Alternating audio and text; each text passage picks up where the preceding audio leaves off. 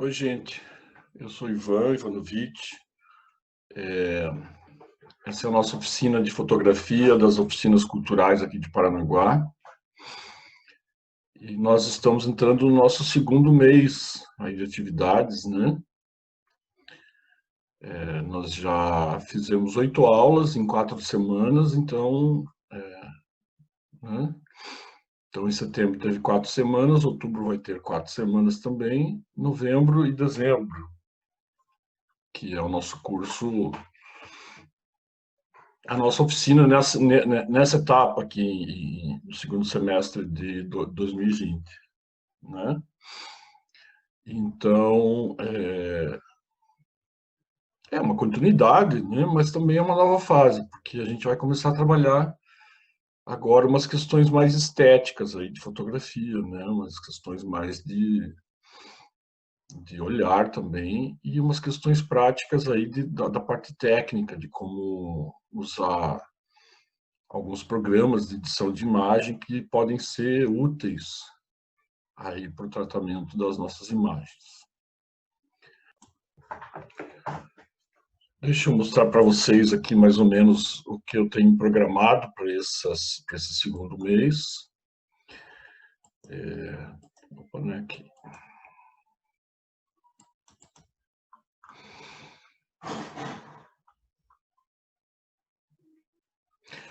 Então, gente, vamos trabalhar aqui, ó, noções de enquadramento, regra dos terços, proporção áurea, né? Noções de estética da fotografia em geral, tá? E também vamos trabalhar aí os programas de pós-produção, né? Que seria o do tratamento de imagem, tá?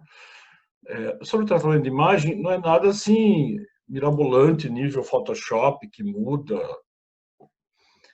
pode mudar a aparência de uma pessoa, ou sei lá, fazer uma montagem. Não é essa a ideia, assim, né? A gente, quando fala em pós-processamento, muita gente acha que a gente vai fazer alterações mirabolantes das fotos, e não é o caso, tá? A gente vai só fazer alguns ajustes que são, né, previsíveis e normais, assim. Um pouco de reenquadramento, um pouco de brilho e contraste, essas coisas mais básicas, tá? Nós vamos também trabalhar aqui, gente, uma coisa que eu quero trabalhar com vocês nessa segunda etapa é alguns grandes fotógrafos, tá? Sebastião Salgado, brasileiro, né? Evandro Teixeira, e Henri Cartier-Bresson, foram os três que é um francês, né? Esses três eu escolhi para começar, assim, que eu acho que são dois brasileiros que têm importância mundial, né? O Sebastião Salgado é o mais conhecido, né? É um dos melhores fotógrafos do mundo, com certeza, tem uma carreira brilhante. O Evandro Teixeira, ele é fotojornalista, né, de carreira, então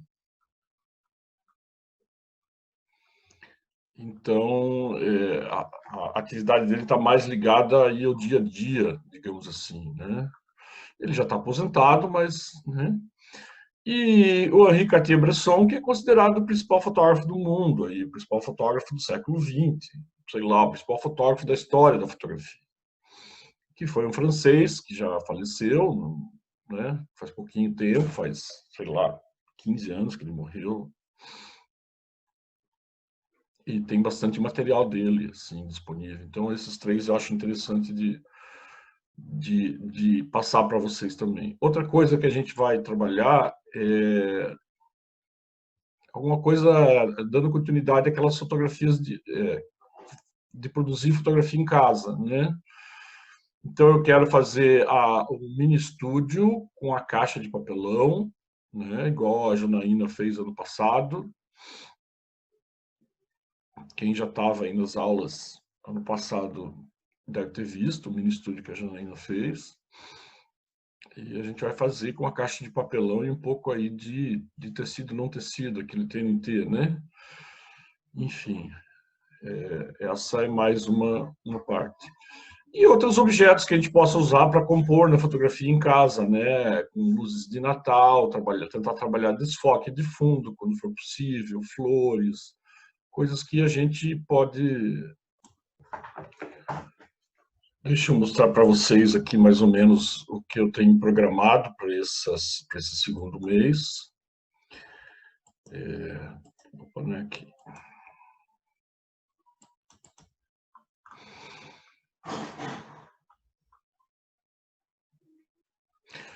Então, gente, vamos trabalhar aqui, ó, noções de enquadramento, regra dos terços, proporção áurea, né? Noções de estética da fotografia em geral, tá? E também vamos trabalhar aí os programas de pós-produção, né? Que seria o do tratamento de imagem, tá? Sobre o tratamento de imagem, não é nada assim mirabolante, nível Photoshop, que pode mudar a aparência de uma pessoa, ou, sei lá, fazer uma montagem. Não é essa a ideia, assim, né? A gente, quando fala em pós-processamento, muita gente acha que a gente vai fazer alterações mirabolantes das fotos, e não é o caso, tá? A gente vai só fazer alguns ajustes que são, né, previsíveis e normais, assim. Um pouco de reenquadramento, um pouco de brilho e contraste, essas coisas mais básicas, tá? Nós vamos também trabalhar aqui, gente, uma coisa que eu quero trabalhar com vocês nessa segunda etapa é alguns grandes fotógrafos, tá? Sebastião Salgado, brasileiro, né? Evandro Teixeira, e Henri Cartier-Bresson, foram os três que é francês, né? Esses três eu escolhi para começar, assim, que eu acho que são dois brasileiros que têm importância mundial, né? O Sebastião Salgado é o mais conhecido, né? É um dos melhores fotógrafos do mundo, com certeza, tem uma carreira brilhante. O Evandro Teixeira, ele é fotojornalista, né, de carreira, então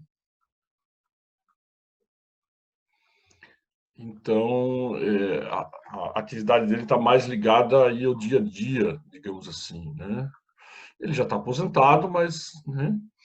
E o Henri Cartier-Bresson, que é considerado o principal fotógrafo do mundo, aí, o principal fotógrafo do século XX, sei lá, o principal fotógrafo da história da fotografia, que foi um francês que já faleceu, né? Faz pouquinho tempo, faz, sei lá, 15 anos que ele morreu,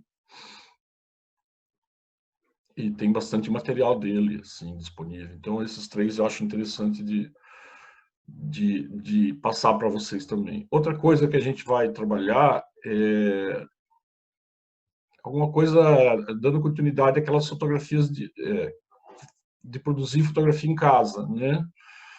Então eu quero fazer um mini estúdio com a caixa de papelão, né? Igual a Janaína fez ano passado. Quem já estava aí nas aulas ano passado deve ter visto o mini estúdio que a Janaína fez. E a gente vai fazer com a caixa de papelão e um pouco aí de tecido não tecido, aquele TNT, né? Enfim, essa é mais uma parte. E outros objetos que a gente possa usar para compor na fotografia em casa, né? Com luzes de Natal, tentar trabalhar desfoque de fundo, quando for possível, flores, coisas que a gente né, pode fazer em casa. Ok?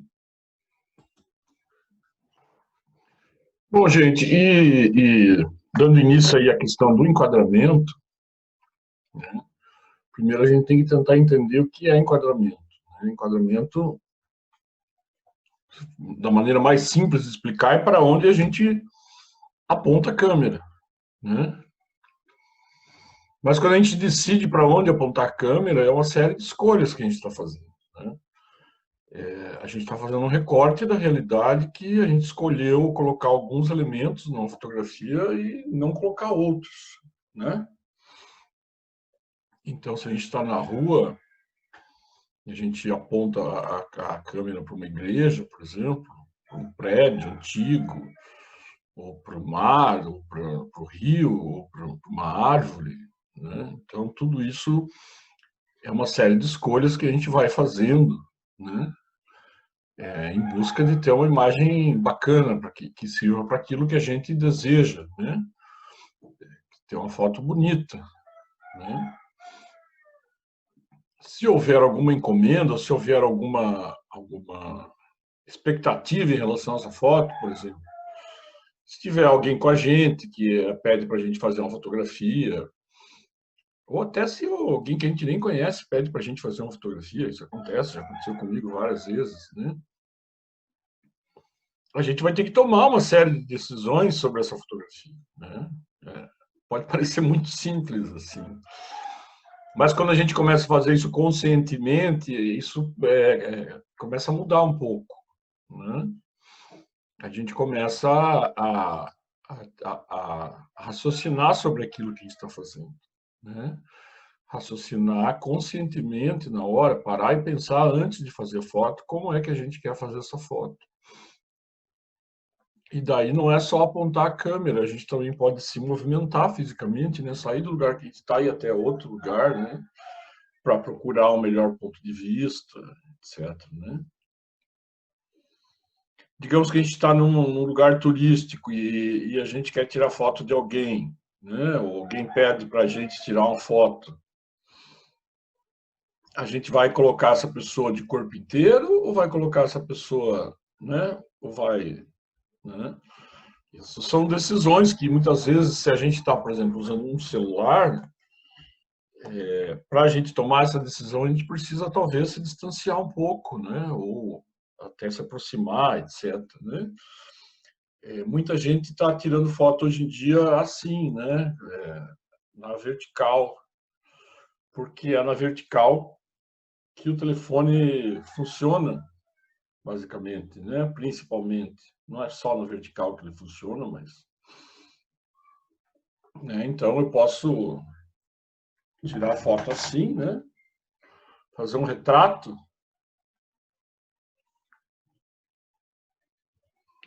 Fazer um retrato do cidadão. Ou tirar foto assim, né? Que continua sendo um retrato, mas é no formato paisagem, né? Então, esse tipo de decisão, tudo isso faz parte do enquadramento, tá? Já que a gente entrou no celular,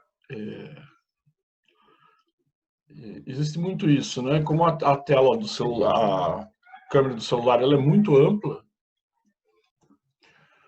A lente do celular, normalmente, ela é grande angular, né? Ela tem um ângulo grande, né? Wide, né? Ou grande angular, como a gente fala em português.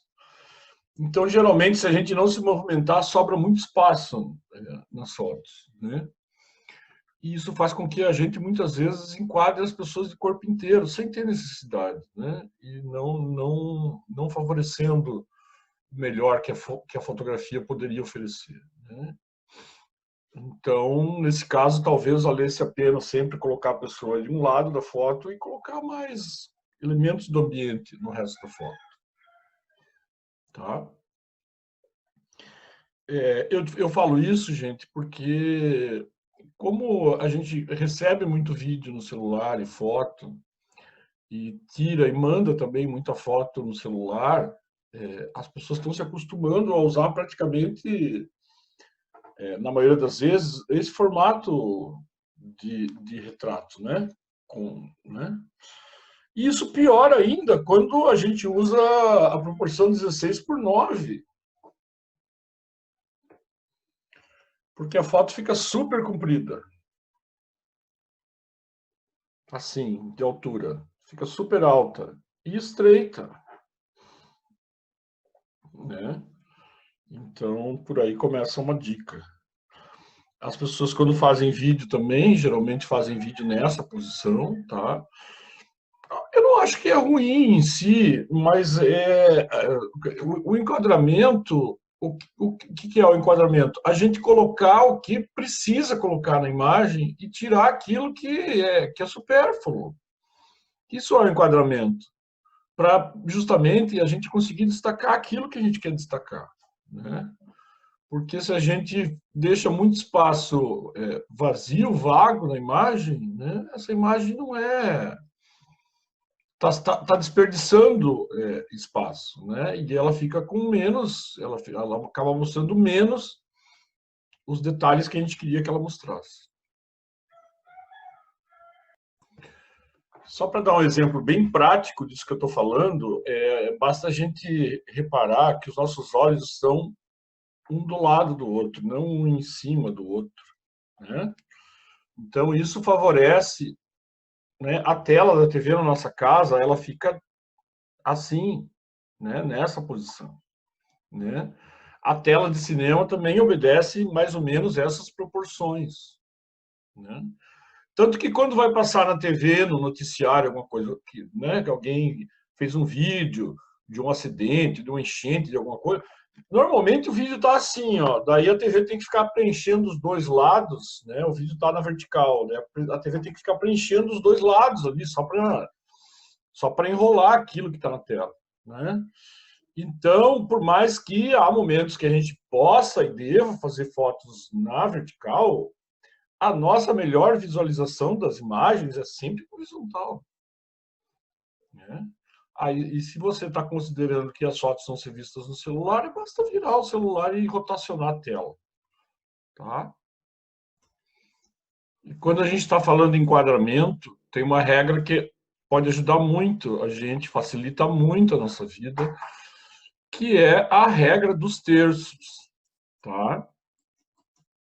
A regra dos terços consiste em dividir o quadro fotográfico, né, em 3 partes iguais na vertical, né, criando um terço da esquerda, o terço central e o terço da direita. E a mesma divisão é feita na horizontal, né? Na realidade, você passa 2 linhas, ó, 2 linhas na horizontal, que transforma a foto em 3 terços, e 2 linhas na vertical, que também tem o mesmo resultado. E isso resulta em 9 partes, né, menores na fotografia, né?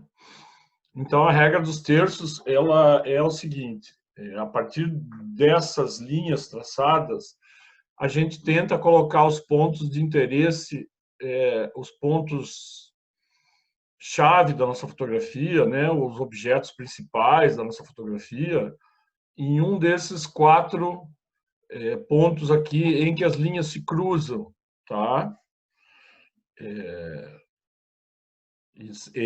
Esse basicamente o sentido da regra dos terços. Outra coisa, evitar colocar o assunto, né? Então isso leva a evitar colocar o assunto centralizado na foto, né? E evitar também colocar o horizonte centralizado na foto. Isso ajuda a que a fotografia tenha dinâmica e tenha movimento e facilite a leitura, fique mais agradável esteticamente, tá? Eu só queria lembrar, gente, que quando a gente fala em regra estética, a gente está falando em regra que pode e muitas vezes deve ser quebrada, né? Mas a gente tem que partir de algum lugar, então a gente parte disso, tá? E essas linhas, elas são configuráveis para aparecer em qualquer câmera, desde o celular, pode olhar no celular de vocês aí que tem as linhas de grade, né? Configura, aliás, esse formato de aparecer esses 3 terços, os verticais e 3 terços horizontais. As câmeras fotográficas DSLR, as câmeras super zoom, todas as câmeras que eu já mexi até agora tem como ficar fazendo essas linhas aparecer. E elas ajudam, assim, ó, por exemplo, na questão do enquadramento, para a gente manter o horizonte reto, né? Tem uma coisa que incomoda numa foto é um horizonte torto, tá? Então isso, digamos que seria um erro na fotografia se o horizonte ficar torto, a não ser que seja a intenção do fotógrafo, tá? O que ele iria passar com o horizonte torto? Um desequilíbrio, uma insegurança, né, um medo, um ritmo, uma velocidade, alguma coisa, né? Porque o horizonte ele é uma constante no universo, no nosso ponto de vista. E não tem por que ele ficar torto na fotografia, tá? Não tem por que o horizonte ficar torto na fotografia, a não ser que seja parte de uma linguagem que o fotógrafo está querendo colocar ali. Então, vamos em frente aqui na regra dos terços. Olhem, esse casal aqui está posicionado bem aqui, né? O principal deles é justamente o rosto dos dois, com certeza, né? O casal aqui numa situação até, tudo leva a crer que romântica, né? Pode ser dois irmãos também, mas aqui tá dando pinta de ser um casal mesmo, né? De namorados, sei lá, ou amigos, enfim. Vejam a regra dos terços aqui, ó. Eles estão posicionados aqui na foto e não no meio, tá? Esse horizonte do mato aqui, ó, está posicionado aqui no terço superior, tá? E está bem retinho, está bem equilibrado. Não dá para ver o horizonte de baixo aqui, porque ele tem essa vegetação toda aqui, né? E lá no fundo, bem no fundo e bem desfocado, tem o que parece ser mais vegetação, né? Então, essa foto aqui, ó, tem a questão dos terços, tem a questão da iluminação aqui, que parece ser do sol, que está numa diagonal aqui, fazendo os cabelos deles brilharem aqui, ó, e fazendo também essas plantas aqui brilharem, né? Então, uma foto provavelmente tirada num horário de fim de tarde ou de início de manhã, porque está com esse tom todo dourado, né? Isso seria golden hour, né? O momento em que a luz fica com essa expressão mais dourada, né? Fica com esse tom mais dourado. Então, essa foto aqui está todinha bem composta aí na regra dos terços. Ó, eles não estão de corpo inteiro, então foi uma escolha de fazer o recorte aqui na cintura. Também é bom ter cuidado onde recortar as pessoas, tá? De preferência, não cortar dedos, não cortar os pés, não cortar, enfim, algumas partes, depois eu volto nisso, algumas partes do corpo humano são bem ruins se a gente cortar. Ó, essa foto aqui dessa plantinha, não sei se é uma flor, um fruto, enfim, parece ser, eu ia falar que parecia uma bromélia, mas não é, não. Ó, só ela está focada, né? E as folhas que estão próximas aqui na mesma distância focal.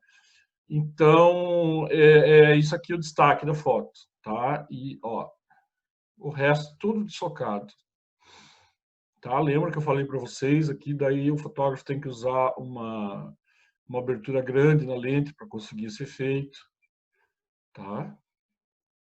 Mas está bem regra dos terços essa foto aqui também. Tá bom, gente? Olha, parece uma boia, né, marítima, que está na areia, não sei porquê, né? Então, ela está bem aqui nessa linha dos terços e o mar está exato também na linha dos terços, tá? Dando mais destaque aqui para o céu está ocupando 2/3 da foto, o mar está ocupando só aquela faixinha ali, a areia está ocupando mais, mas é por causa também da posição da peça aqui, da boia, sei lá, né? E ela está bem, ó, que o fotógrafo escolheu, que diferente. O fotógrafo escolheu fazer a foto, deixar o sol exatamente atrás da boia. Tanto que dá para ver aqui, ó, o brilho do sol, ó. Então, essa peça aqui está escondendo o sol, né? Mas não esconde completamente. Então, essa é o bacana dessa foto, porque, ó, dá para ver aqui pela água que o sol está bem nessa linha aqui. Dá para ver aqui, ó, ao redor que tem um brilho mais forte e tal. E, né, pelas sombras aqui na própria areia, na própria peça aqui, dá para ver, mas não, a gente não vê o sol. Quer dizer, então ele está e não está na foto ao mesmo tempo. É muito bacana isso, né? As nuvens aí estão bem discretas, é uma composição muito agradável, né? Então, enfim, né? Vejo, inclusive, que essas duas linhas aqui, ó, elas estão em vermelho, justamente para, né? É claro que essas linhas não fazem parte da foto, né, gente? Tá? Essas linhas, elas são usadas para a gente identificar, eu estou usando aqui didaticamente, E na hora de tirar foto, elas podem ajudar também, tá? Ó, a borboletinha acabando de sair do casulo, né? Ó, a principal parte do corpo dela está bem aqui, ó, o maior do corpo dela, que é, né, essa asa aqui e tal. E a foto ainda faz uma espiral aqui, ó. Depois a gente pode entrar no princípio lá de Fibonacci, enfim, vocês já vão entender. Mas aqui, perfeito na regra dos terços, tá? E qual que é o princípio dessa regra dos terços? Qual que é a análise que se faz disso? Por que se chegou a isso, né? Eu vejo assim, gente, se o objeto da foto está no centro da foto, a gente olha para ele e sai da foto. A gente não percorre a foto com o olhar. Se o objeto está em um dos 4 cantos, o objeto central da foto, a gente entra na foto por ele e depois, ó, aqui, ó, eu entro na foto direto na borboleta e vou saindo aqui pelo casulo, ó, aí tem o galho que vai ficando desfocado, ó. A gente faz essa espiral aqui, tá?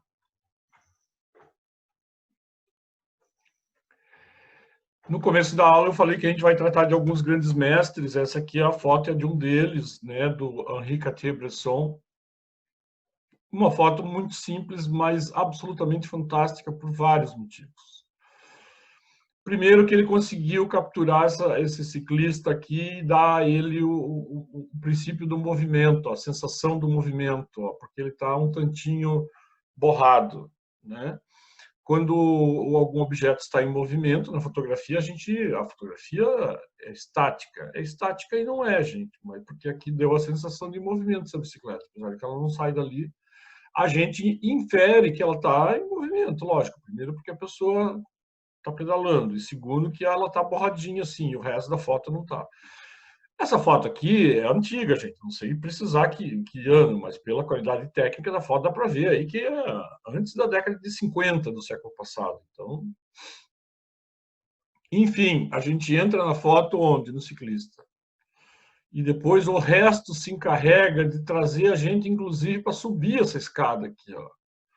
Ó, tem essa rua que faz o papel já de espiral e nos coloca já nessa escada aqui, ó, né? Que é, na realidade, o fim da escada aqui, o que é? É o ponto de vista do fotógrafo, né? Então, a gente começa pelo ciclista e percorre aqui, tá? Aqui já tem uma foto que, além da regra dos terços, digamos, está usando a proporção áurea, o princípio de Fibonacci. Eu não ia entrar agora nisso, mas já que estamos aqui, vamos falar disso, tá? O princípio de Fibonacci, a regra de Fibonacci, é mais ou menos a mesma da regra dos terços, mas só que ela é desenhada diferente. Ela pressupõe uma espiral aqui, ó.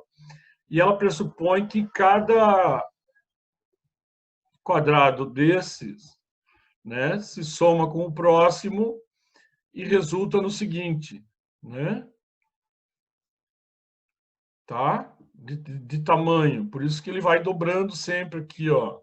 Dobrando não, mais que dobrando, né? É uma progressão aritmética. O ponto central da foto, eu acho que o primeiro ponto que chama a atenção da gente é o carro vazio, né? O carro com a porta aberta. E depois a gente vai ver ali compras jogadas no chão e essas duas pessoas aqui, uma moça e uma menina, né? Então a gente faz a gente percorre isso na foto para tentar entender o que é essa cena, tá? Ó, a espiral de Fibonacci é uma composição formada por uma sequência de quadrados com arestas de medidas proporcionais à soma dos elementos que a sucedem. Ou seja, 1 e 1. Daí esse aqui é 2. 2 e 3 é 5. 3 e 5 é 8. 5 e 8 é 13. Tá? Então ela vai, ó. Daí ela percorre esse caminho aqui, ó. Esse Fibonacci não inventou isso agora, na fotografia. Isso vem do Renascimento, antes do Renascimento ainda, do fim da Idade Média. Tá? Um pintor italiano, 1400 e bolinha. tá? 1400 e o Brasil nem existia ainda, tá? É muito usado na fotografia isso aqui, né? Inclusive, geralmente a foto que tem a regra dos terços a gente pode usar, ó, a espiral aqui, ó. Ó. Ó. Enfim. Tá bom, gente? De regra dos terços é isso. Eu sugiro que quem usa celular passe a usar essa grelha aqui, essa grade aqui, né? Tá? E passe a experimentar fazer as fotos com esse enquadramento, tá? Lembrando, ó, eu estou no programa Fotos aqui, ó. Quando eu vou redimensionar uma foto, a grade aparece, ó, para ajudar, inclusive, a eu fazer esse enquadramento, né, de alinhar horizonte, essas coisas assim, tá bom? Eu não vou mexer nessa foto aqui, na foto não é nem minha. E era isso por enquanto.